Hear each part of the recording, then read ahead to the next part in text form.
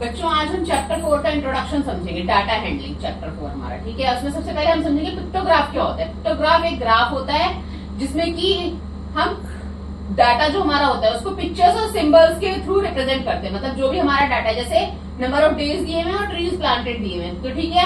अब 4 डेज के दिए हुए, मान लो मैंने सिंपल लिए, तो मंडे को ट्री प्लांट हुए, ट्यूसडे को हुए, वेडनेसडे को हुए, तो हमने पिक्चर बना दी सिंबल छोटा छोटा ट्री का, ठीक है। तो अब इसमें सबसे मेन होती है कि ये जो की हमने लिखी है, ये की मतलब इसका मतलब है एक ट्री का मतलब हमारा 5 ट्री है, ठीक है। तो यानी मंडे को कितने ट्री प्लांट हुए, 5, 10, 15, ठीक है। और ट्यूसडे को 5, 10, 15, 20 ट्रीज, ठीक है। इसको डाटा को देख के हम पिक्चर्स के थ्रू समझ जाते हैं कि एक ट्री का मतलब हमारा 5 ट्रीज है, ठीक है। वेडनेसडे को कितने ट्रीज प्लांट हुए, 5 है ना, 1, 2, 3, 4, 5, तो 5 5 जा 25 ट्रीज, ठीक है।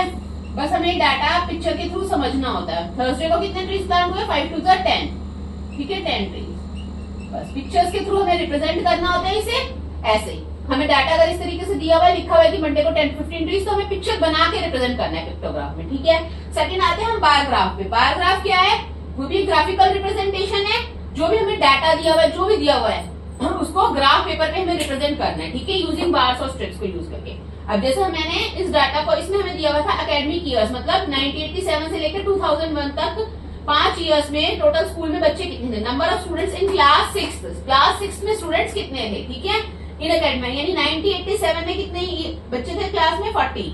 1988 में ऐसे देख लो इसको, ग्राफ के सामने जहां भी लाई करेगा तो उतने बच्चे होंगे। अगर 80 के सामने लाई करा तो 80 है, नहीं तो कम लाई करा तो 100। और सबसे मेन होता है इसमें स्केल लिखना। स्केल क्या मतलब, हमने जो भी स्केल लिया है कि एक यूनिट को हमने किसके बराबर माना है, 20 स्टूडेंट्स के बराबर माना है, ठीक है।